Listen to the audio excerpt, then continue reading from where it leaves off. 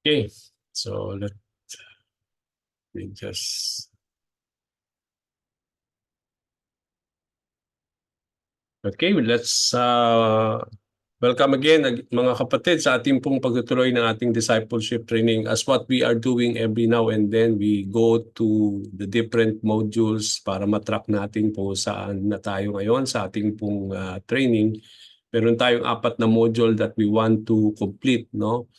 And sa module 1, na kompleto na natin ito, is all about pursuing Christ. And we were able to know everything about the gospel, the repentance and faith, yung assurance of salvation, yung abiding in the word part 1 and part 2, tsaka prayer. Now dito sa module 2, where we are now, we are learning about loving God, and we were able to finish some of this, pero meron po tayong 6 na lesson din dyan, yung attributes of God part 1 and part 2, delighting in God, obeying Jesus, and overcoming temptation, and walking by the Spirit. And then sa module 3, we will be talking about and learning about cultivating godliness, the practicing the one another's, committing to the local church, the use of time, money, and possessions, humility, and forgiveness. And then yung ating pong last module, ito po yung making disciples. It's all about fasting, and then it's all about fasting, spiritual gifts, evangelism, the cause of discipleship, and then disciples making disciples, saka catching a world vision. Okay? Now, dito po sa ating module 1, no, as I have said, we were able to complete it already.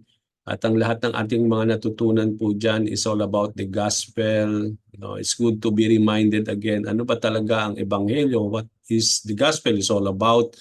We learn about repentance and faith, how important it is that ito po yung somehow that is required of us when we were saved, that we need to repent of our sins and that we are able to believe in the Lord, no? And kaya napaka-importante po yung repentance and faith, na sabi nga natin, hindi ito po yung natapos after we have been saved, but then yung ating pong repentance is a continuous process that we need to do in our lives, that we need to repent of our sins, and from time to time that when we are and part of that is that we need to confess our sins before the Lord. Sabi nga natin, repentance is not just a godly sorrow, but it is somehow should accompany with the change of the mind, no? At sabi nga natin, makikita natin yan when it comes to our yung evidence ng repentance when we have changed and transformed lives, no? And then we talk about assurance of salvation. Napaka-importante that we need to be assured of our salvation, how we need to abide in the Word. We talk about that in part 1 and part 2, and then in prayer. Okay, everything that we need to know about prayer. Now, sa module 2, loving God, natapos natin at napag-alaman natin, talking about what is the very nature of the Lord, yung mga attributes of God. Very pressed pa na sa ating mind yan, no? And then also we talk about how we need to delight in the Lord, no? Yung finding our joy and fulfillment only in the Lord, our satisfaction in Him alone, no? And then now we are trying to complete po, and I hope we are able to complete it today, yung ating pong lesson about obeying Jesus Christ, no? Napaka-importante itong mga lessons na ito na nakapaloob sa module 2 about loving God, no? Napaka-importante yung attributes, because sabi nga natin sa attributes, dito natin natutunan yung mga the nature of the Lord, no? We were able to love more God if we will able to know Him more when it comes to His very nature, no? Yung delighting in the Lord, no?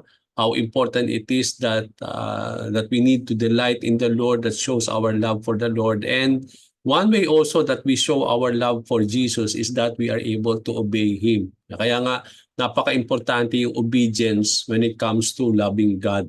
Okay? Now, last time we started this, no, before hindi tayo nakapag-aral last week, but then we started already this lesson.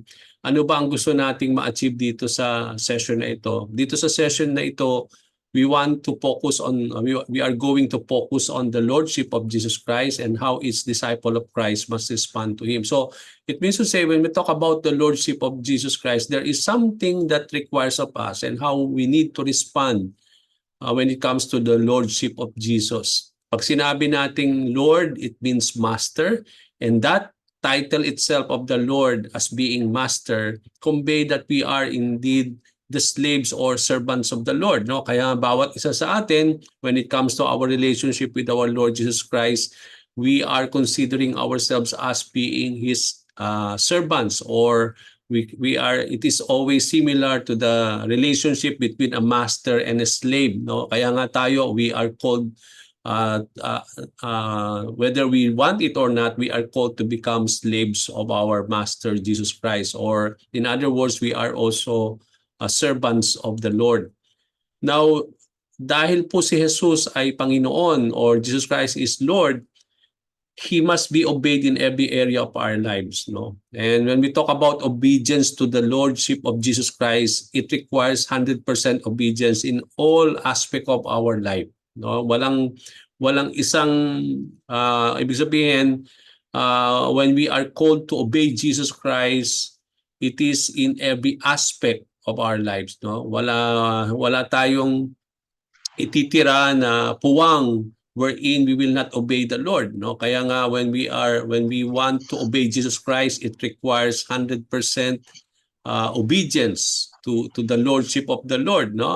Sabi nga natin, when we want to obey the Lord, it is not half-hearted obedience, but it is a whole heart obedience that God requires of all of us. So Christ has made His will known in the Scripture. Alam natin na ibinigay ng Panginoon ng kanyang kalooban sa pamamagitan ng kanyang mga salita. And it is as we obey the word of the Lord that we obey Christ. So paano ba natin i-obey si Lord? We are able to obey Jesus Christ by obeying His words. No? And alam natin po that the Lord made His will known to the Scriptures that is written in the Bible.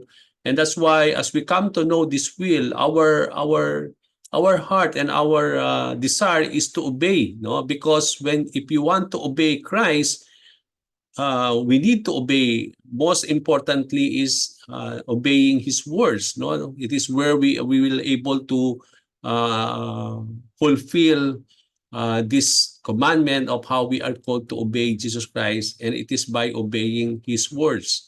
So in fact, Jesus commanded His people to teach every disciple to obey everything that He had commanded. Di ba yun yung Great Commission that we are called, that we are commanded by the Lord to teach the people all the commandment that God has given us, and not only to teach them the commandment, but most especially the Lord says, teach them to obey. So how important it is that as disciples of the Lord, you are being discipled by the Lord by not only allowing you to know the commandment of the Lord, but discipleship is all about teaching you to obey those commandments. So yun po yung discipleship, no? Discipleship is not only for you to become like the Lord, no? It is a process of Christ-likeness, but then at the same time, sabi doon, make disciples of all nations, di ba? Not only baptize them, but also teach them to obey the commandments. So discipleship, of making disciples of the Lord, is to teach them to obey the commandment. No? So that is the process what we want to achieve here. And napakaganda po na sabi nga natin, part of this lesson is our obedience to the Lord. So napaka-importante po na dapat nating alalahanin ng ating pagsunod sa ating Panginoong Jesucristo. Hindi ito root, is not the root of our salvation, but rather the fruit of our salvation. Okay? Although may mga bagay na hiniling ang Panginoon, somehow that we can be considered as obedience to what He had said when we were saved. But our obedience to the Lord is something that is after the salvation. Kasi sabi nga natin, nung hindi pa tayo ligtas, hindi man tayo sumusunod sa kalooban ng Panginoon. We are not obeying the Lord, no? It is only after our salvation that we are able to fully obey Christ. So we cannot earn or deserve salvation by obeying Christ, no? Hindi natin we will not able to lead, or we will not be led into salvation by obeying Christ, because I believe a person has the capacity only when God will empower him to obey the Lord, no? Because we don't have power, we don't have any desire at all to obey Jesus Christ nung hindi pa tayo na saved, no? Kaya nga, it is the fruit of our salvation when we know how to obey now the Lord. Okay? So, we cannot ever, sabi nga natin, truly obey Christ from the heart until He has first saved us and given us a new life. No? Sabi nga, now that we are now a new creation of the Lord, we have been born again in the Spirit, and we have been saved by the blood of the Lord. That's why we have now the capacity, meron na tayong kakayahan para mag-obey kay Lord, no? And obedience to Christ is an evidence that He has saved us by His grace. No? And doon natin makikita na yung obedience natin is the fruit of our salvation. It is the evidence that we have been saved by the grace of the Lord. Okay, so Christians call Jesus as Lord because we all acknowledge His Lordship in terms of power, dominion, authority, right over us, and His headship over the church. Okay, so parang yun yung introduction. Inulit ko lang po just to connect us on our lesson tonight. No? Last time also, we started question 1, analyzing this passage in the book of Luke chapter 6, 46 to 49. Ano ba ito? Yung dito natutunan natin, hindi ko na nang uulitin po yung mga question. Sabi dito, why do you call me Lord, Lord, and do not do what I say? No? As for everyone who comes to me and hears my words and puts them into practice, I will show you what they are like. They are like a man building a house who dug down deep and laid the foundation on rock. When the flood came, the torrent struck that house but could not shake it because it was well built. But the one who hears my words and does not put them into practice is like a man who built a house on the ground without foundation. The moment the torrent struck the house, it collapsed and its destruction was complete. So ano yung natutunan natin last time dito?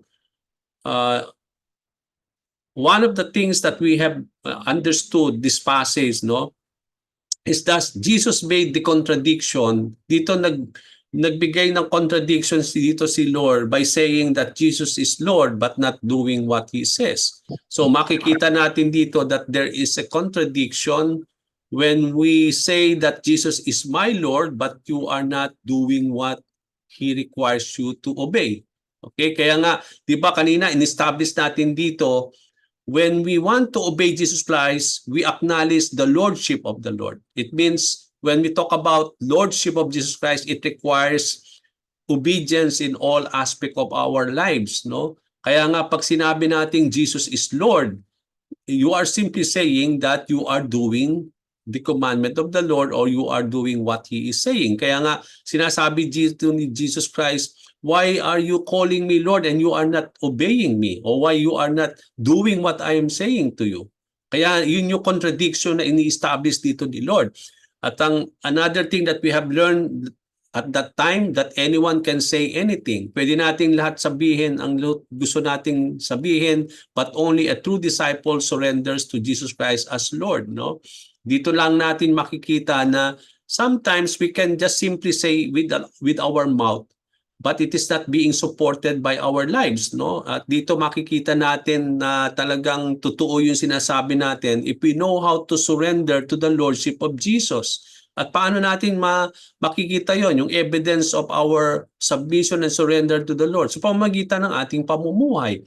No? Doon natin makikita if we have really surrendered our lives to the Lord, as what our mouth says. Kasi madali nating sabihin na nagpapasakop ka kay Jesus sa pamamagitan ng inyong mga labi at bibig. Pero dapat ito ay nakikita rin sa pamamagitan ng ating buhay. And that's why, that's what Jesus Christ says, no?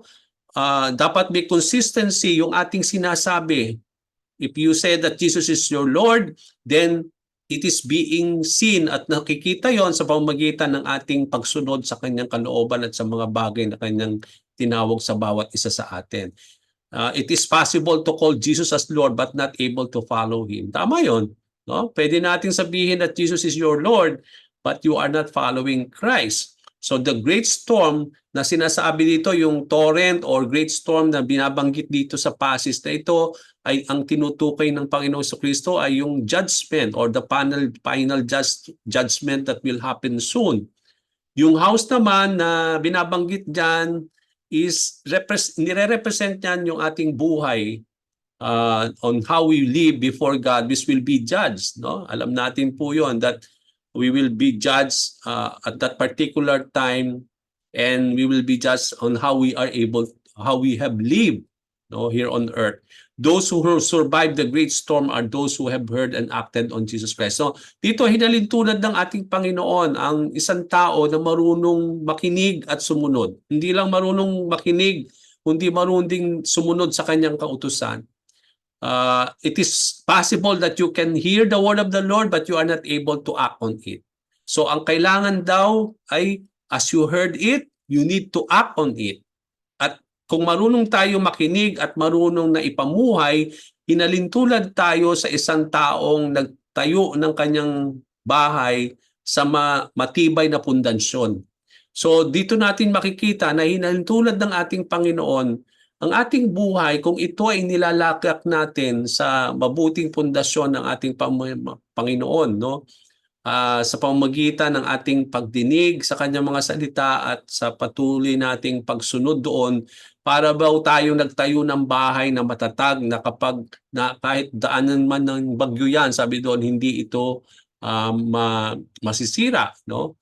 Those whose house was destroyed naman ay yung mga tao na nakinig lang sa Panginoon, sa kanyang mga salita, pero hindi naman nila sinusunod. Parang kapag gano'n ang isang Kristiyano na marunong ng duminig o makinig, pero hindi naman ipinamumuhay yung mga narinig niya, ay para itong hinalintulad ng ating Panginoon na isang taong nagtayo ng kanyang tahanan o kanyang bahay sa hindi matibay na pundasyon na kapag dumating ang bagyo, sabi doon, hindi lang nag-collapse but there is a great destruction that will happen, no? So dito natin makikita.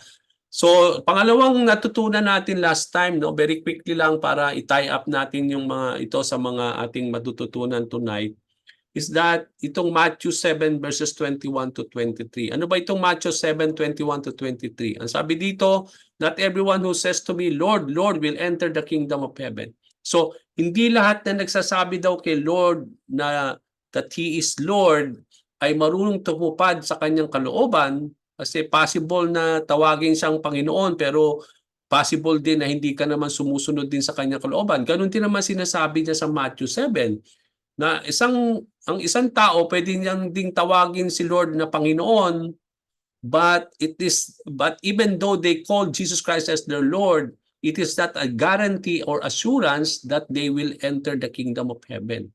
Okay? Not all people who says to me, Lord, Lord, will enter the kingdom of heaven, but only the one who does the will of my Father who is in heaven. Many will say to me on that day, Lord, Lord, did we not prophesy in your name? Or in your name drive out demons, and in your name perform many miracles? Then I will tell them plainly, I never knew you, away from me, you evildoers. So here, makikita napaka-interesting ito, no? Itong mga tinutukoy dito ni Lord na tumatawag sa kanyang Panginoon, Panginoon, na hindi makakapasok daw sa kaharian ng Diyos, ay yung mga na hindi raw kakilala ni Lord ito. I never knew you. Although they speak the name of Jesus Christ, no? They prophesy in their name, in His name, they drive out demons in His name, they perform many miracles in the name of the Lord. But then, along with that, sabi doon, they are still doing evil things. Away from me, you evildoers. So, makikita natin dito, no, na even though they are doing things in the name of the Lord, it is possible that you do things in the name of the Lord, but still you are doing evil things as well. No? And it does not mean that you say that you call Jesus as your Lord. It is a guarantee that you will enter the kingdom of God. Ano yung mga natutunan natin? Merely calling Jesus as Lord is not guarantee that we will enter the kingdom of heaven. Hindi ito garantiya na kapag ang isang tao tinawag niya si Jesus Panginoon. Lahat ng tao pwedeng tawagin si Lord si Jesus Christ as Lord. But it does not mean na kapag ang isang tao tumawag kay Jesus na Panginoon, siya ay maliligtas kagad o siya ay siya ay papasok sa kaharian ng Panginoon. But sabi doon, it is not just calling Jesus Christ as your Lord. Okay, sabi nga sa book of Acts, those who call upon the name of the Lord will be saved. Okay, that's true. Now, it is not a one-stand promise. Okay? Hindi lahat ng tao na tatawag kay Jesus ay maliligtas. But then, as they call upon the Lord, they are called to believe.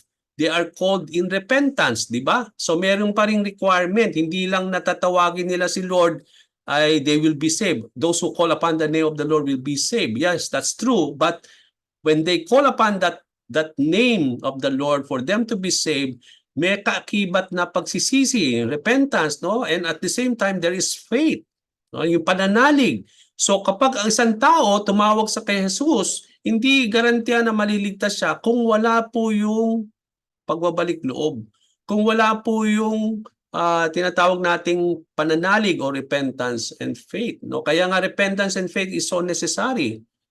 When a person will call upon the name for that person to be saved. So those who do the will of the Father will enter the kingdom of heaven. Sino yung makakapasok lang daw sa kaharian ng Diyos, kaharian ng Ama, ay yung marunong pong tumupad sa kalooban ng ating Diyos Ama sa langit. Okay, so there will be many who are fooled. Marami daw yung parang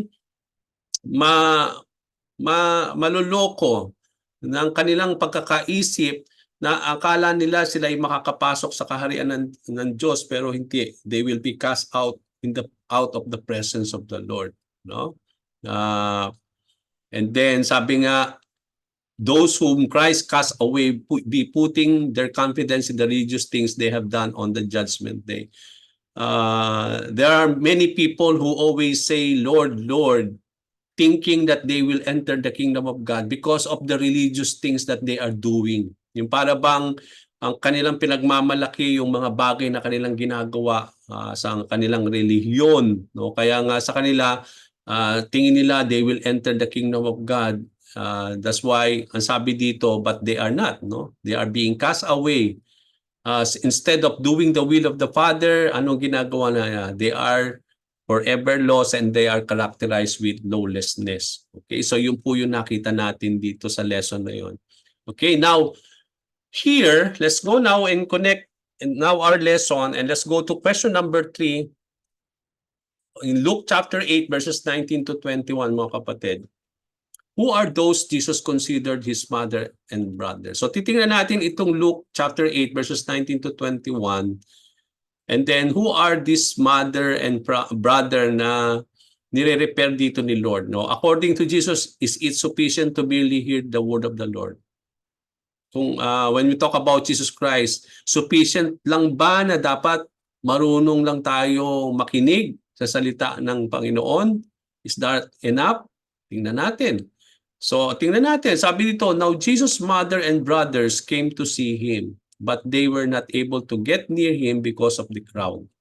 So someone told him, your mother and brothers are standing outside, wanting to see you. He replied, my mother and brothers are those who hear God's word and put it into practice. Okay, malaman itong sinasabi ni Lord dito, no? Although physically naman, alam naman natin na si Maria ay talagang kanyang ina at sabi nga natin, he has also some brothers, no? Physically. But then, makikita natin yung interestingly yung kanyang sinabi dito that ang kanyang ina daw at ang kanyang mga kapatid ay yung mga tao na marunong makinig sa salita ng Panginoon at ito ay kanilang ipinamumuhay. So yun daw yung mga tunay na kanyang mga mother and brothers, no? Now here also is a wonderful passage, mga kapatid, na it addressed not only the truth na hindi po nag-remain na virgin si Mary, no? After she gave birth to the Lord, alam natin po na nagsama si Mary and Joseph at dito natin makita na meron silang naging anak, no?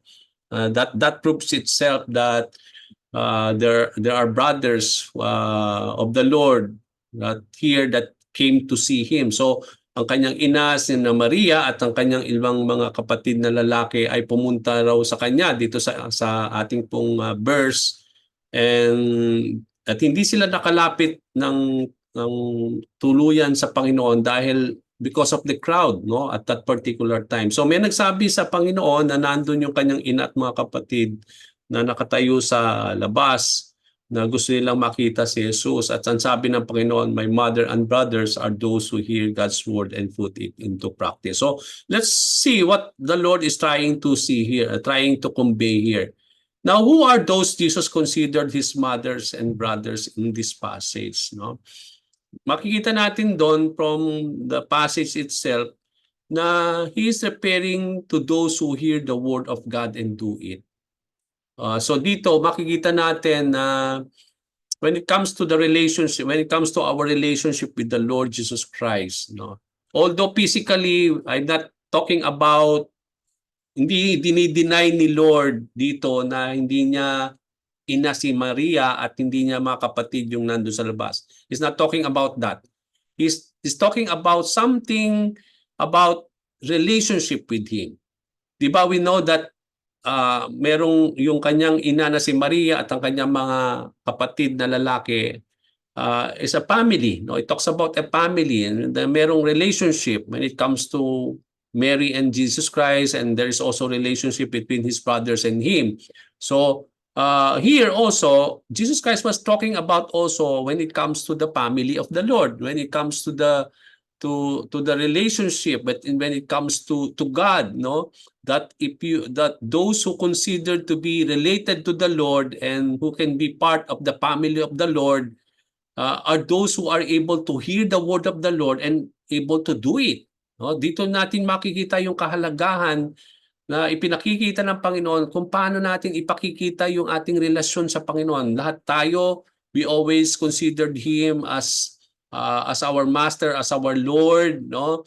Not only that, but our union with our Lord Jesus Christ. So paano natin maipakikita yung ating covenant union with the Lord as His disciples and as His people is that we can be considered as His brothers or related unto Him if we know how to hear the word of the Lord and we are able to put it into practice. Okay, so that explains dito natin makikita yung how is it in the family of the Lord, no?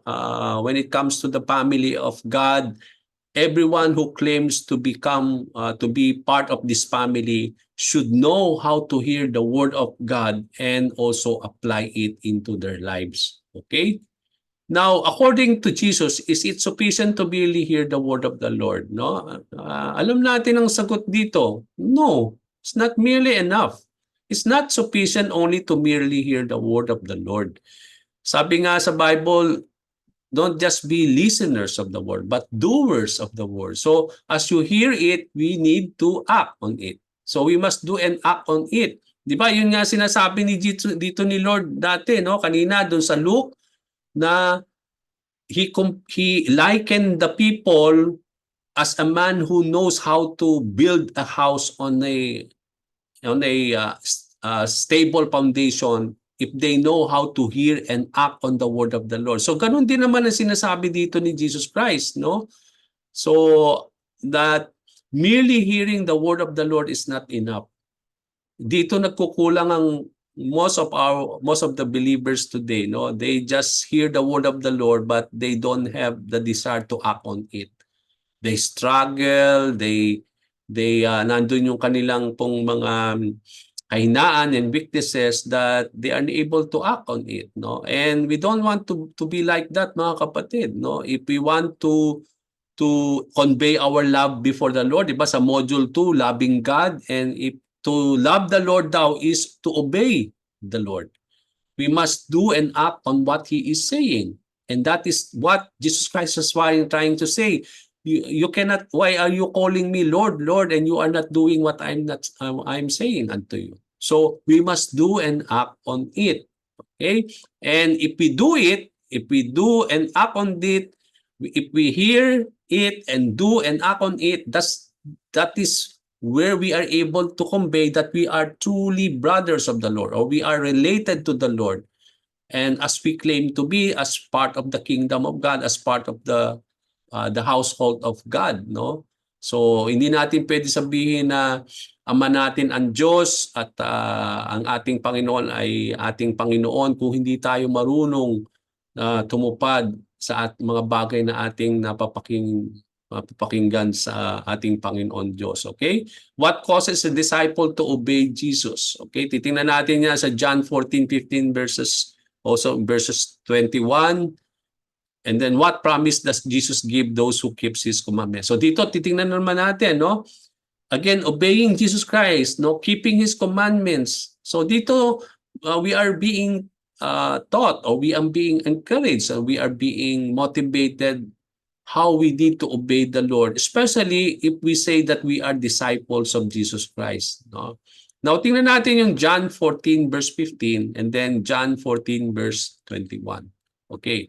I put it in the slides. Sabi doon, if you love me, keep my commands.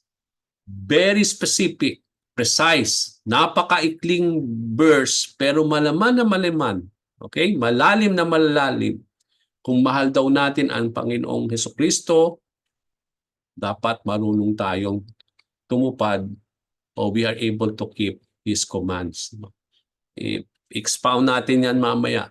Whoever has my commands and keeps them is the one who loves me. The one who loves me will be loved by my Father, and I too will love them and show myself to them. Okay, so ano ba yung sinasabi dito ng Panginoon? Number 1, makita natin sa verse 15, mga kapatid. Loving God and keeping His commands is related to one another. You cannot remove love and keeping commandments out. No? Hindi pwedeng, you cannot love God without keeping His commands or obeying His commands. Kasi makikita natin dito na ipakikita daw natin ang pagmamahal natin sa Panginoong Jesucristo sa pamamagitan ng hindi lang sa ating mga labi. You cannot just simply say, Lord, I love you. That's not sufficient. Okay, kaya ng kanina, di ba? As you hear, it is not sufficient just hearing the word but not doing and acting on it. But when we say that we love God, no, it is not just sufficient when we say it with our mouth, but it should be supported by our action. No? Kailangan na ipapakitan mo yung pagmamahal mo sa Kanya. Tayo nga bilang mga may asawa, di ba? Ipinakikita natin, hindi lang sinasabi natin sa ating mga anak, sa ating mga asawa na mahal natin sila, kundi it is not enough to tell them by our words, by our mouth na mahal natin ang ating asawa, ang ating mga, pero ipinakikita natin yung pagmamahal natin sa kanila sa pamamagitan ng ating mga gawa, no? At paano natin makikita daw sa gawa ang pagmamahal natin sa Panginoon? Kung marunong nating tuparin ang kanyang mga utos. At ang sabi ng Panginoon sa verse 21, sino daw ang paano daw natin, whoever has my commands and keep them is the one who loves me. So, napaka-importante na we are cherishing the commands and the words of the Lord. Not only we are cherishing it, but having it into our lives, but also keeping them is the one who loves the Lord, no? And the one who loves Jesus Christ will be loved by the Father. No, makikita natin doon yung sinasabi ni Jesus Christ. Okay? Now, what causes a disciple to obey Jesus? Love for Christ.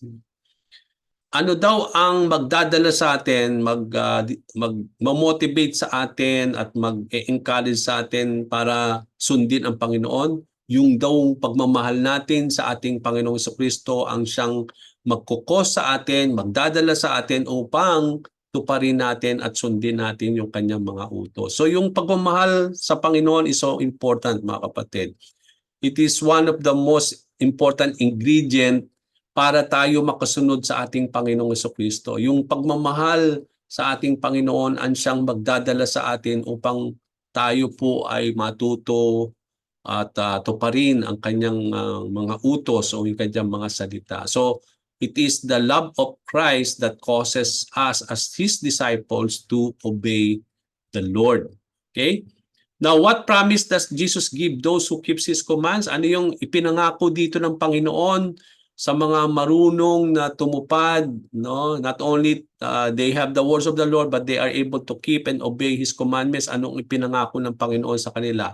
Ang sabi dito, He will be loved by the Father and Jesus will love Him and disclose Himself to Him. Okay? Lalo pa niyang i-reveal ang kanyang sarili sa atin. Kung marunong tayong tumupad sa kanyang kautusan, sa kanyang mga sinasabi, dahil mahal natin ang Panginoon, so hindi lang daw tayo mamahalin din ng kanyang Diyos Ama, no? He will be loved, we will be loved by the Father, but Jesus will love us and disclose more Himself to us. Lalo pang ipapakilala ng Panginoon ang kanyang sarili sa atin. The more He will draw near to us, no? The more He will, sabi nga natin, the more we will enjoy the presence of the Lord in our lives, no? If we know how to love the Lord by keeping His commands. Okay? Now, I believe why we are obeying the commandments of the Lord is simply because it is we show our love for Him. No? Doon natin ipinakikita yung ating pagmamahal sa Panginoon, at habang naman tayo'y nagmamahal sa Panginoon, ito naman lalo ang nagdadala sa atin upang tayo ay tumupad sa kanyang kalooban. So, it is vice versa, no? Kung makikita natin yung love for the Lord and keeping His commands, no?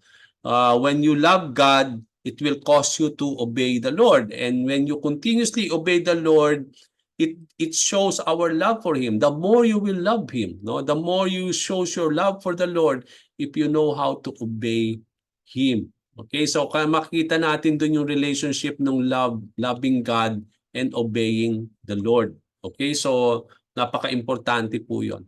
Okay, number 5. What will true belief in the Son cause a person to do? In John chapter 3 verse 36. No, paano daw ang isang tunay na mananampalataya sa anak, no, sa Diyos anak, that cause a person to do? Ano ang magdadala dito sa taong ito kapag marunong siyang sumampalataya, or how will that person, what cause that person if he will have that kind of true belief in the Son of the Lord or Son of God, no? Sabi dito sa John 3:36, whoever believes in the Son has eternal life, but whoever rejects the Son will not see life, for God's wrath remains on them.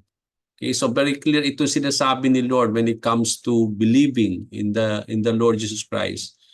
So dito natin makikita that when we talk about eternal life, no, belief is so important, no? Yung faith is so important. And faith in whom? Faith in the Lord, or believing in the Lord Jesus Christ as being the Son of God. And when we believe in the Lord Jesus Christ as being the Son of God, that belief will lead us into eternal life, no? Sabi doon.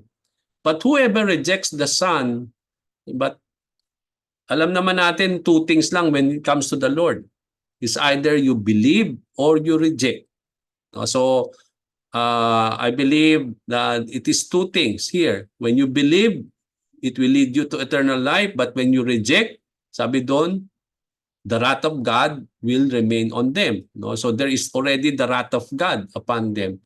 Okay, so I believe, mga kapatid, yung faith natin is so necessary for us not to remain on that wrath of the Lord. Di ba, nung tayo nagkasala, mga kapatid, nung hindi pa tayo born again, ang sabi sa Bible, the wrath of the Lord is already on us. Kaya nga we are already condemned. Hindi pa man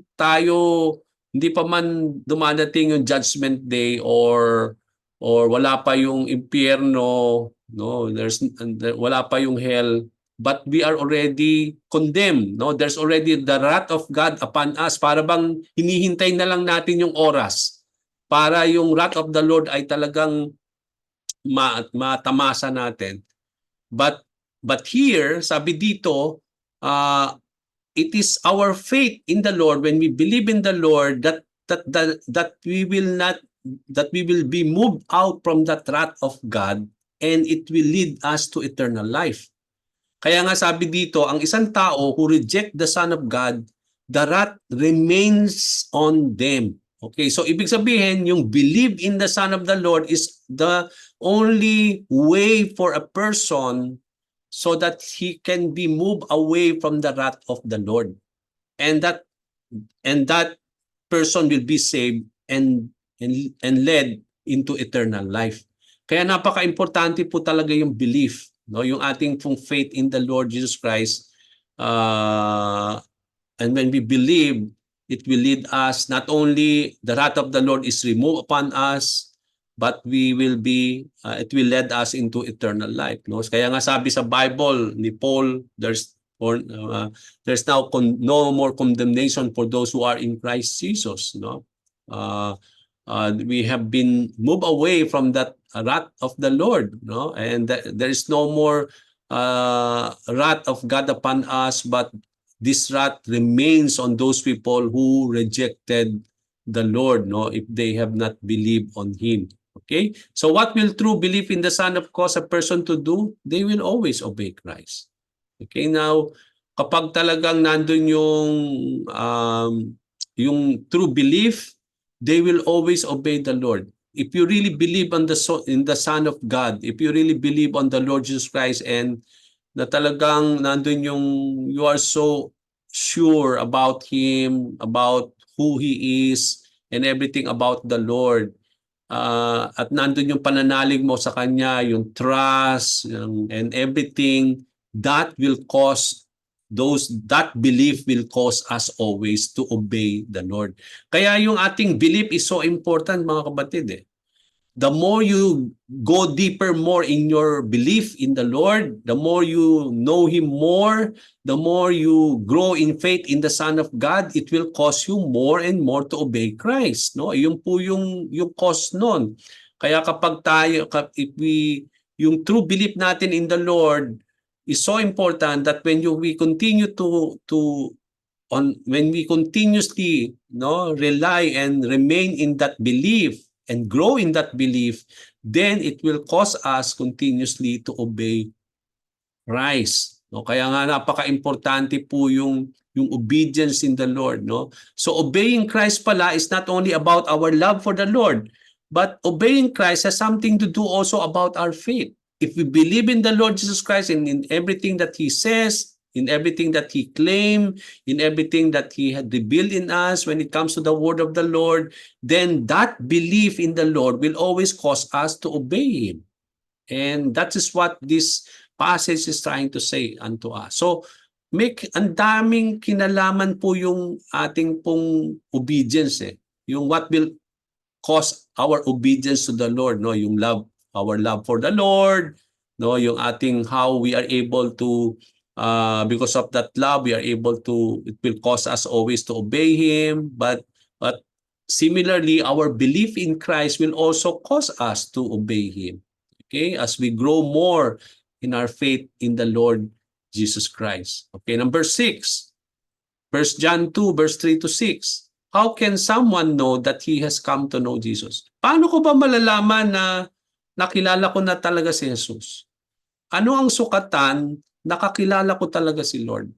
Ano ang sukatan para masabi mo na talagang nakilala mo si Jesus sa buhay mo? So, tingnan natin based on this passage. What is true about the person who claims to know Jesus but doesn't keep His commands? Ano ang katotohanan ng isang tao na nakiklaim niya, sinasabi niya, nakakilala niya si Jesus, pero hindi siya marunong tumupad? Ito na naman, no? May kinalaman na naman sa keeping in His commands. So, obedience to the word of the Lord has something to do about our knowledge of the Lord. Okay, so titingnan natin yan dito sa passage na ito.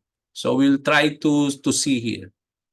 And what is the truth of the person who keeps Christ's words? Ano ang katotohanan ng isang tao na marunong tumupad sa kanyang mga salita? How should a disciple of Jesus live? Paano ba tayo raw mamumuhay? Okay, let's see verses 3 to 6. Iba-ibayin natin. Here, sabi ng Panginoon, mga kapatid, we know that we have come to know Him. Okay? Maraming beses natin sinasabi na kakilala na si Jesus. Okay? Now, we know if we have come to know Him if. Okay? Paano? If we keep His commands. Okay, so dito, kanina nakita natin yung love for the Lord, may kinalaman sa obedience to Christ, yung ating faith in the Lord, yung belief natin kay Lord will cause us to obey the Lord. Here, our knowledge of the Lord will cause us to obey His words.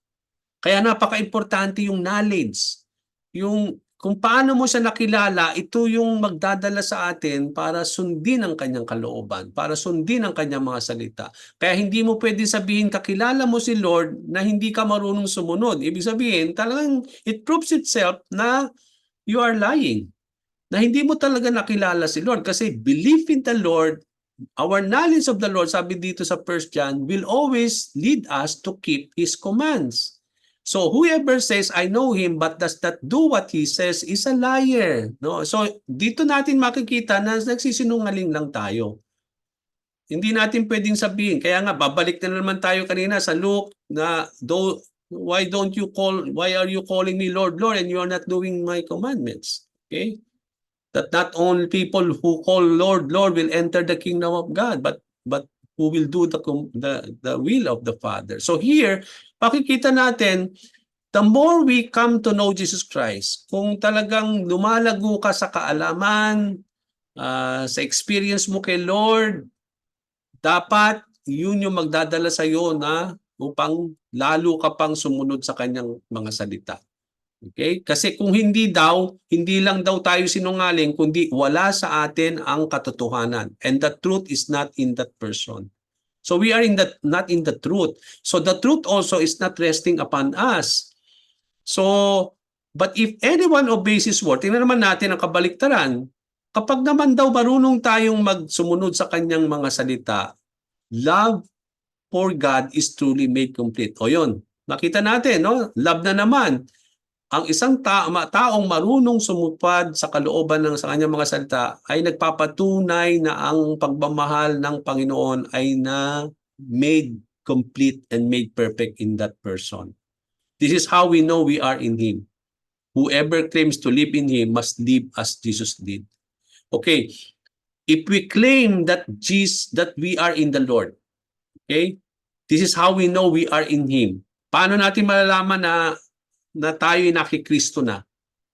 Ang sabi dito, whoever claims to live in Him, kung tayo namumuhay na para kay Lord, must live as Jesus did. Okay? Whoever claims to live in Him must live. So here, meron dalawang bagay, no? How do we live in the Lord, no? Ang isang mananampalataya, how do they live? No? Titingnan natin yan mamaya sa questions. Titingnan natin yung unang question. How can someone know that he come to know Jesus Christ? Paano daw ang isang tao malalaman niya na tunay lang na lubos niyang nakilala ang Panginoon si Jesucristo sa kanyang buhay? Ito raw po yung sukatan, mga kapatid. Ito ang nagpapatunay na lubos na ninyong nakilala si Jesus sa buhay niyo kung marunong na tayong sumunod sa kanyang mga utos. Yun po yung bottom line niyan, mga kapatid. And sad to say na ito po yun. So, maraming nagkiklaim na kakilala natin si Lord. Okay, maaaring kakilala natin siya sa maraming aspect ng ating buhay kasi lumalago tayo sa kaalaman sa Panginoon. Every preachings, every Sunday, every Friday, nakakarinig tayo ng salita ng Panginoon kaya nakikilala natin siya ng lubos-lubusan. Okay, now sa inyong pagbabasa ng salita ng Panginoon, sa inyong devotion, you come to know the Lord. Okay, now if that thing that you are learning of the Lord is not leading you to obey His words, then it is a useless thing that you are doing in your life. No? It is a useless knowledge. Because knowledge of the Lord will always lead us to keep His commands. Kaya nga, knowledge of the Lord will always lead us not only to learn who He is, but as you come to learn the Lord of who He is, it will always lead you to keep His commandments. Kaya nga, yun po yun. No? Knowing Jesus Christ is to keep His commands. That's it. Okay, what is true about the person who claims to know Jesus but doesn't keep His commands? Ano ang katotohanan na isang tao daw know the Lord pero hindi siya sumusunod sa kanyang kalooban? He is a liar. No, I'm not saying this. The Word of God says this. Sinungaling daw ang bawat isa sa atin kung sinasabi natin, kine-claim, inaangkin natin, nakakilala natin at lubos na natin nakilala si Jesus pero hindi natin sinusunod ang kanyang mga utos. Sinungaling daw yung taong yon, sabi ng Panginoon. And not only that, sabi doon, the truth is not resting upon that person. Okay? So what is true of a person who keeps Christ's words? God's love has been perfected in him. Ito'y nagpapatunay na ang pagmamahal ng Panginoon has been made perfect in the person's life kung marunong na siyang tumupad sa kalooban ng Panginoon. Because God's love will always lead you to obey His words. No? Yun yung na-establish na natin kanina pa. So how should a disciple live? Paano daw tayo mamumuhay? No? How do we live as disciples of the Lord? He has to live like Christ. Kaya nga, we are followers. Pag sinabi nating disciples, followers, gusto nating tularan si Jesus. Gusto nating gawing modelo si Jesus sa pamumuhay. As what the Lord lived, that's the kind of life that we are called to live. Okay? So that's what yun yung sinasabi dito sa John chapter 2 verse 3 to 6. No? As you come to learn the Lord and how He had lived here on earth, no? Ito yung magbibigay sa atin ng modelo, ng para bang modelo o pamamaraan so that we are able to follow His life. We are able to live like the Lord. And that is the kind of life that God calls us to live as disciples of Jesus Christ. Kaya napaka-importante po yung knowledge of the Lord, yung ating pong obedience to the will of God, and also continuously hearing and acting and doing the will of the Lord is because as you are able to do that, no, it encourages us, it teaches us and lead us to live a kind of life that is like of the Lord, no? Yun nga yung Christ-likeness. Nagiging kawangis tayo in every aspect of our lives that we are now able to live like the Lord Jesus Christ, no? Di ba nga sabi natin last time, no, na ang will ni Lord is for the student. We are the student and Jesus is our teacher. Is for the student to become the teacher and for the servant to become the master. Okay? So even though we are servants, we are students, no? But ang aim ni Lord is that He wants us all to become like Him as being our teachers. He wants us to be like Him as being the master, no? So He wants us to follow the kind of life that He had exemplified here on earth so that we are able to follow those example and the model of life that Jesus Christ lived here on earth. Okay, kaya nga importante po yun eh. 'Di ba na I think nasabi ko na sa inyo one time, no?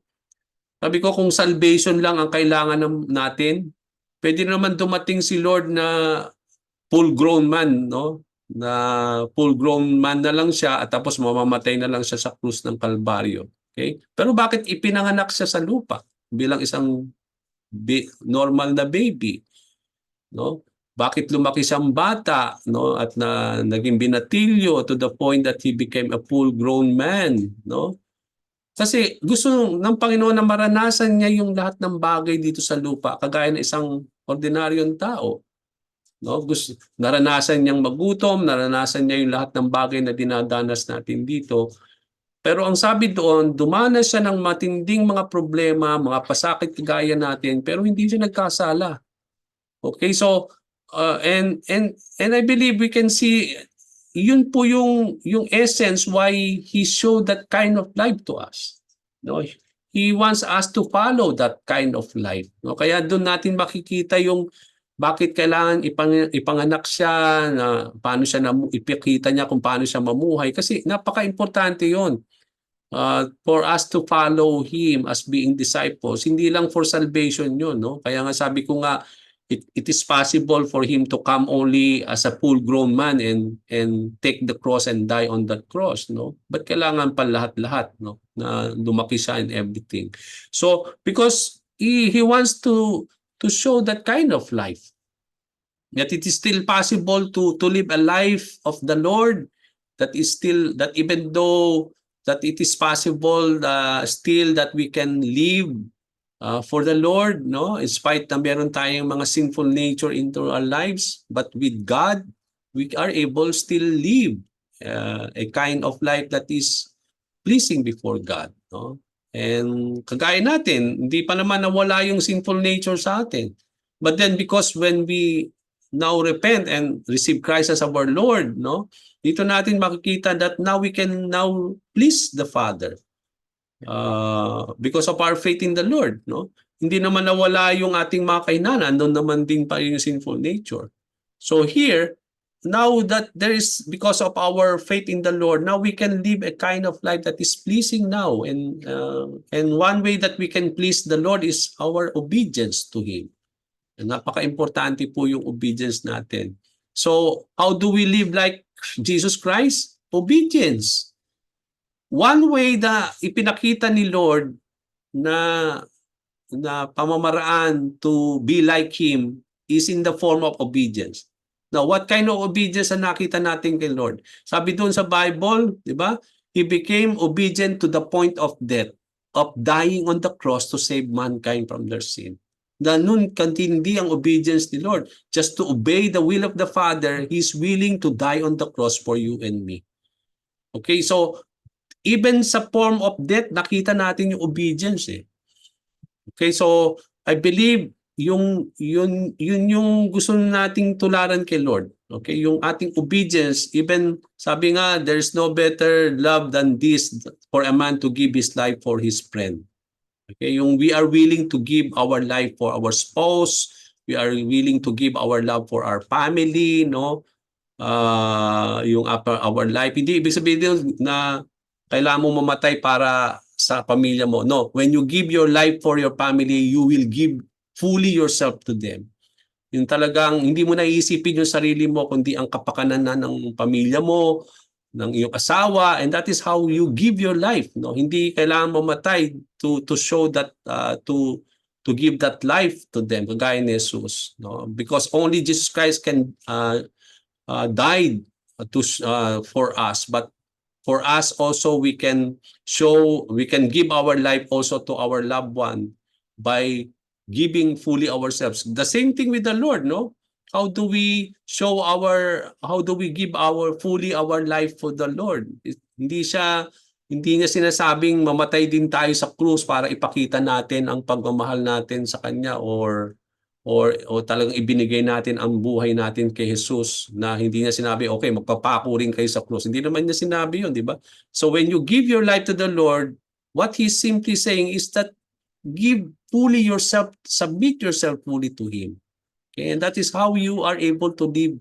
You are able to give your life to the Lord. Fully trust Him, dependent upon Him, no? You give your full life in the Lord, in serving Him, in loving Him, in obeying the Lord. And that is how we are called to live like Christ, especially in our obedience to the Lord. Okay? Now, question number 7, what is true of the person who has been born of God? Ano daw ang totoo kapag ang isang tao ay pinanganak ng Diyos? Why can a born-again believer practice sin? Bakit ang isang tao na born again, hindi na dapat siya nagpa-practice ng sin? Okay? What do you think God's seed refers here? Ano yung sinasabi ditong God's seed? Okay, let's go to 1 John 3:9. No one who is born of God will continue to sin. Maliwanag na maliwanag po yan, mga kapatid. Maliwanag pa sa sikat ng araw, because God's seeds remain in them. They cannot go on sinning because they have been born of God. Kung talagang tayo daw po ay na born again, yun yung tawag natin sa ating mga sarili. Hindi po to sekta, kaya tawag natin born again believers. Ito yung testimony natin. Why we call ourselves born again believers is we are testifying of the inner power of God brought by the Holy Spirit nung ipinanak na muli tayo sa Espiritu. Sabi ni Jesus Christ sa John 3, unless a man be born of the Spirit, no, he cannot hindi siya kalulugtan ng kaharian ng Diyos. So it is necessary for a person to be born in the Spirit so that he can now kalugtan siya ng ating Panginoon Diyos and tatang makapasok sa kaharian ng Diyos. So no one daw, sabi dito ni John, who is born of God will continue to sin because God's seed remains in them. They cannot go on sinning because they have been born of God. Okay, let's see the answers to this question. What is true of the person who has been born of God? He doesn't practice sin anymore. Yun ang totoo. No? Kapag tayo'y na born again na, ipinanganak na muli sa Espiritu, hindi na tayo magpa-practice ng sin. Now, what does this tells you? Hindi sinasabi dito, hindi na tayo magkakasala. Okay, hindi ko sinasabi yon. Hindi rin yun ang sinasabi ng Panginoon. Yun na po, lahat naman tayo na born again. Pero bakit nagkakasala pa rin tayo? So may pagkakaiba dito. When we talk about practice sin, ito yung parang habitual na para bang yung I think there are cases in the life of a believer na talagang habit na niya pa rin yung magkasala. Okay? Yung para bang alam niyang mali pero still sin, no? So ito yung sinasabi dito kasi come to think lahat naman tayo na born again pero bakit from time to time including me nagkakasala pa rin tayo? Ito ba yung tinutukoy dito? Hindi yon. Ang tinutukoy dito yung para bang who keeps on sinning and sinning. Yung para bang life niya yung magkasala na rin ng magkasala. Ito yung sinasabi dito, no?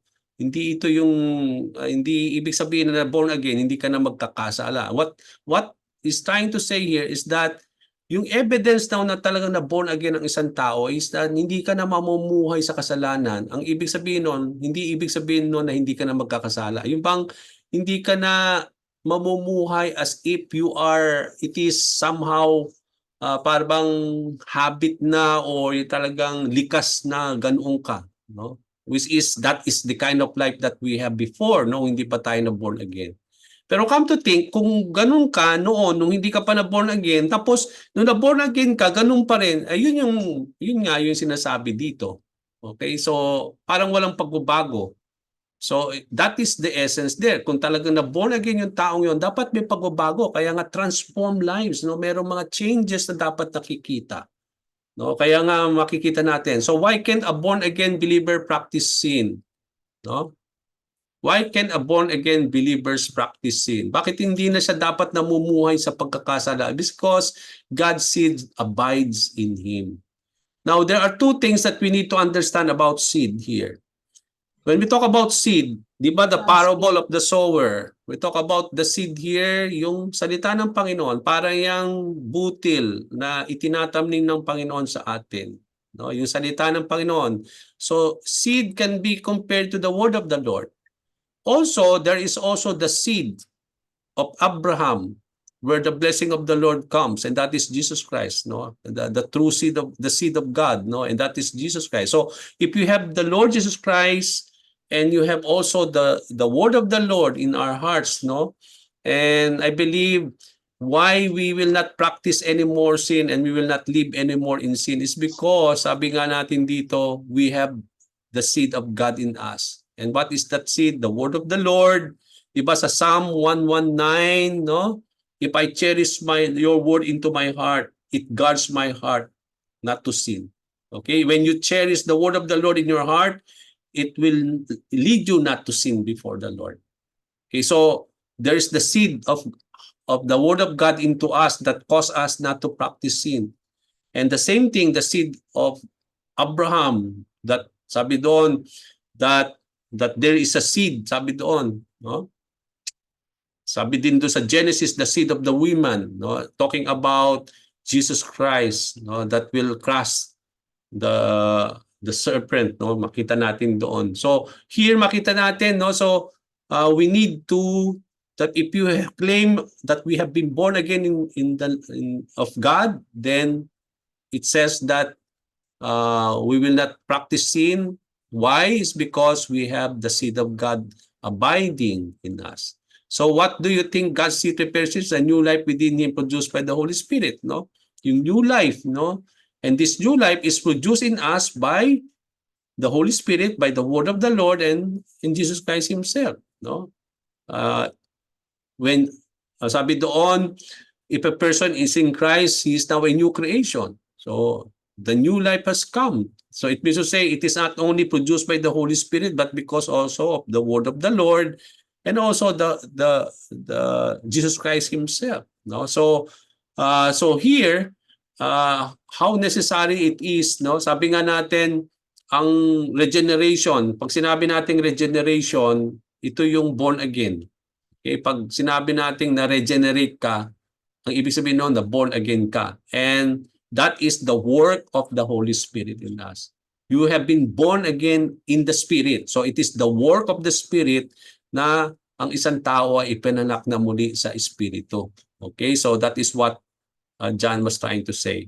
Like quickly, read Romans 10:9. According to this verse, what must a person do in order to be saved? Ano daw ang kailangan gawin ng isang tao para siya maligtas?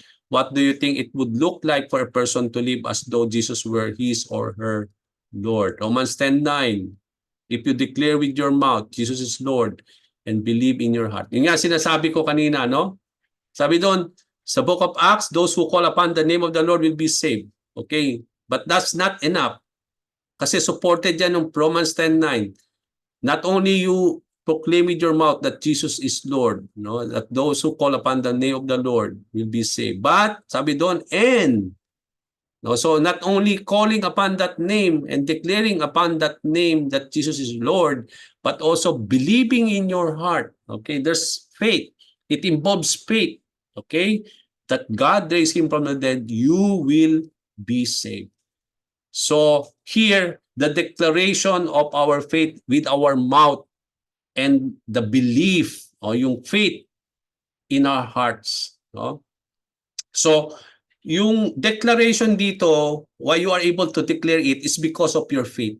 So, declaration of your faith. You declare your faith. And what is your faith? That our faith is about the Lord, no? That Jesus is your Lord, and you are declaring that faith in the Lord. And then believing also. So, so faith here is also believing in our heart that God raised Him from the dead, and so we will be saved. Okay, so according to this verse, what must a person do in order to be saved? To confess Jesus as Lord, to declare that indeed Jesus is Lord. Okay, and then what do you think it would look like for a person to live as though Jesus were his or her Lord? He would willingly surrender their will to His. Search the scriptures to learn what is pleasing to His sight and diligently seek to obey His commandments. So dito, makikita natin dito yung what do you think it would look like? Ano bang isang tao na to live as though Jesus were his or Lord? Pag sinabi natin Jesus is your Lord, anong sinasabi nun? That you willingly surrender your will to the Lord? Okay? Yun ang isang sinasabi noon. Pag sinabi mo na Jesus is your Lord, you are simply saying that you are searching His words to learn what He is and what is pleasing in His sight. No? Because how important we need to please our Lord, and how do you please Him? By obeying His words. No? And how do we know His words? By searching the scriptures and diligently seeking to obey His commandments. So not only you learn what is pleasing in His sight, but you need to obey that, okay, for you to please Him. Okay, now, hindi lang learning the scriptures or searching the scriptures to please the Lord, but also it will lead us when if you want to please the Lord, it's not only you learn His words, but you are able to please Him by obeying His commands. Okay? According to the scriptures that we have studied, okay, we will come to an end na, tapusin na natin po, hindi na ito magtatagal, okay? Para next meeting natin, we move to another lesson in Module 2. According sa mga scriptures na napag-aralan natin, last time and today, can a person be saved who is not willing for Jesus to be Lord of his life? Pwede bang isang tao na maligtas, pero wala naman siyang willingness para maging Lord si Jesus ng kanyang buhay? A big no. No? Yun yung napag-aralan natin. From those scriptures, from those passages na natutunan natin last time and today, ang nagsasabi doon na kung wala tayong willingness na gawin si Jesus na ating bilang Panginoon ng ating buhay, okay? Sabi dito, wala tayong kakayahan na maligtas. Those who call upon the name of the Lord, no? And those if you confess with your mouth that Jesus is your Lord. So confession that Jesus is Lord is part of salvation, no? Is part of declaring our faith for you to be saved. So if you will not confess it with your mouth and it should be shown into your life that indeed Jesus is your Lord, then there's a big question mark of our salvation. No? So do you think we will ever perfectly obey Christ in this life? Why or why not? No? No, we all stumble in many ways because of our flesh struggles against the Spirit. Because of our sinful flesh, mga kapatid, we will not ever perfectly obey Christ. Yun nga yung sinasabi ko, no? Yung sinabi doon that in practicing sin, it doesn't mean na hindi na tayo magkakasala. Hindi yun ang sinasabi doon. Because we will still stumble in many ways because of our sinful flesh, no? And because of our struggle in our spirit. But then, ang maganda naman doon, from time to time, nalalaglag tayo. But then, ang heart naman natin is always to confess. It's always to seek forgiveness, isn't it? No? And that's the essence of this. No? And I believe that's that we will not remain in that situation, no? When we disobey God. There will be moments that we will disobey the Lord. But ang ano naman doon is that we are encouraged by the Lord to come back to Him by seeking His repentance, by seeking His forgiveness, by confessing our sins before Him, so that we will be cleansed, so that we will be made again right in our relationship with Him. Because we cannot be perfectly, kaya nga, obey Christ in this life because of our sinful flesh. Although God called us to obey the Lord, but God knows that we cannot really perfectly obey the Lord kasi because of our still sinful flesh. It doesn't mean that pastor ako, hindi na ako nagkakasala. No, that's impossible. No, I still sin from time to time, no? It's because our obedience to the Lord, no, although that is our desire, but there will be cases that you will also disobey, no, because of our sinful flesh. Kaya nga we are looking forward on that coming of the Lord, wherein God will remove now totally that sinful flesh into our lives. That kaya nga wala nang struggles, no, hindi na tayo ma-stumble in many ways, no. It's because I believe, sabi nga natin, we are still being made perfect. Hindi pa tayo perfecto, mga kapatid. Even in the area of obeying Christ. No, kaya nga we are all in the process. No, we are still being processed by the Lord. Yung process na yan is still the time of the Lord. Wherein at the coming of the Lord, doon pa lang tayo magiging perfect. When He will make us a new creation again, no? Aalisin na niya itong corrupt body, but He will give us a glorified body just like the Lord, no? So dito natin makita na we can say now we are perfect, no? But then at this time, kaya nga that explains na don't look into a person that they are really perfect, no? There's no perfect church, there's no perfect people, no? We are still in all have weaknesses. Kaya wag kayong maghanap ng simbahan na perfect, mga kapatid, na walang mga kung ano-ano. Wala kayong makikita niyan.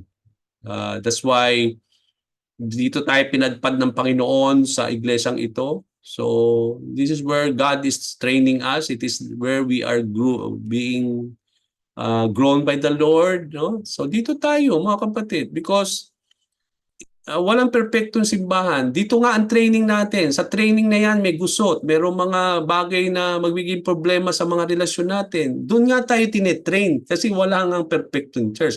At doon sa mga yon, doon tayo ginetrain, doon tayo natututo, doon tayo tinuturuan. Kaya hindi tayo aalis, no? Hindi nagtatampo, no? Sa relasyon sa isa't isa, no? Kasi nangyayari yan. Kahit sa pamilya natin, nangyayari yan, no? Physical family natin. But ang maganda, ang turo ng Panginoon, reconcile, no? Forgiveness, no? Reconciliation, restoration. Yun lang po yung tinuturo sa atin dyan, mahalaga, mga kapatid. Okay? Is Jesus Christ your Lord? Have you surrendered your life to Him and are actively seeking to do His will? Ito lang po yung iiwan natin tonight, no? And then we pray. Kung talagang si Jesus ba talagang ating Panginoon? Isinuko ba natin lahat-lahat ang ating buhay sa Kanya at actively sinasaliksik natin ang Kanyang kalooban? Okay? Steps to take. Are there any areas in your life that have difficulty surrendering to Christ? May mga areas pa natin na talagang hirap tayong isurrender sa Panginoon. Siguro something to think about tonight. What has Jesus told you to do that you are resisting? Meron ba sinasabi si Lord noong mo ba na nire-resist, hindi mo pa tinutupad hanggang ngayon, ang habang taon? Pag bulay-bulayan mo, baka talagang meron siya na siyang gusto na niyang maganap niyan sa buhay mo. Huwag mo na i-delay. Pray for help and power of the Holy Spirit to obey Christ in those difficult areas. Panalangin ka at hiningin mo ang kapangyarihan at patnubay ng banal na Espiritu para ma-surrender mo na kay Lord yon. Na noon pa man hindi mo pa ibinibigay. Since obedience flows from your love for Jesus, what you can do this week to increase your love for the Lord?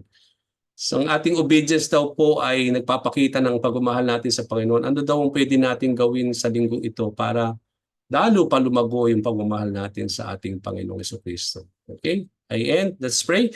Father, we thank you, Lord, for today. Maraming salamat po, Panginoon. Natapos namin muli yung aming lesson sa Module 2 about obeying Jesus. Lord, marami kami natutunan, Ama, sa lesson na ito, Ama. Ito yung nagpapatunay na ang pagmamahal namin ay ang magdadala sa amin upang kami po'y sumunod sa iyong kalooban, Lord. Hindi lamang po yun, Panginoon, ang aming kaalaman patungkol sa iyo na lubos ka namin nakikilala ay nagpapatunay na ito po ay nagdadala sa amin at magpapatunay na tunay lamang na marunong na kami sumunod sa iyo, Panginoon. Habang patuloy kami lumalago sa aming kaalaman sa iyo, ito ang magdadala sa amin upang lalo pa po, Lord, na sundin namin ang iyong mga salita, Ama. Maraming salamat po, Panginoon, na kami po'y binagong, no? Kami po ay binuhay na muli, O Diyos, na bagamat we are not perfectly at this moment, na from time to time we still sin, Lord, na hindi pa po kami perfect sa aming obedience sa iyo. Lahat kami nagkakasala pa rin in obeying you, Father. But then, Lord, thank you, God, for always the encouragement to come to you in repentance, in our confession of our sin. And then you said, Lord, you will be just and faithful to forgive us and to cleanse us, Lord. Maraming salamat po sa buhay ng bawat isa sa amin, Lord. At alam mo po, Panginoon, ang mga struggles namin sa aming obedience sa iyo, Lord. Alam mo po yung mga bagay na hanggang ngayon di pa namin na isusuko na nagbibigay hadlang sa amin, Panginoon. Lord, turuan mo po kami, Ama, na habang inaalala namin yung aming mga baggages, mga struggles, mga weaknesses pa rin sa aming buhay na nagbibigay kabigatan sa amin. Lord, turuan mo po kami na ito'y maisuko namin ng buong buo sa iyo, Lord. At bigyan mo po kami ng puso na marunong pong sumunod sa iyo, O Lord God. Lord, thank you, Father, for this wonderful lesson that you had taught us, Lord, and we look forward for another lesson next week, Ama. At pagpalain mo po ang bawat isa sa amin, sa aming pag-imlay sa gabing ito, sa aming pagtulog. Nawa, Panginoon, tingnan mo ang bawat isa sa amin, sa aming mga kinaroroonan. Ingatan mo ang bawat isa, Lord, kasama ang aming mga pamilya sa Pilipinas, saan man sila naroon, O Lord, na maging maayos po ang gabing ito sa aming mga kinaroroonan, maging mapayapa, maging matahimik po ang kapaligiran, Wala pong magiging mga aberya at sakuna, O Lord, na mangyayari sa aming pagtulog. Bagkus, Lord, humimlayin kami na kasama namin ka at ang kapayapaan na dulot mo, O Diyos, ang siyang mapasa amin sa gabing ito, Lord. Palitan mo po ang kapagaran ng bawat isa, Lord, sa maghapong pagpapagal nila sa kanilang hanap buhay, Ama. But then, Lord, bigyan mo sila ng panibagong kapahingahan, kalakasan para sa mga bagay na kanilang gagawin, Panginoon, sa kinabukasan, Panginoon. Lord, may we able to please you in all aspects of our lives. Teach us to live a life that is like of the Lord. Maraming salamat po muli. Binabalik namin sa iyo, Ama, lahat ng papuri at salamat. Ito po ang aming dalangin sa tanging pangalan po ni Jesus. Amen at amen. So,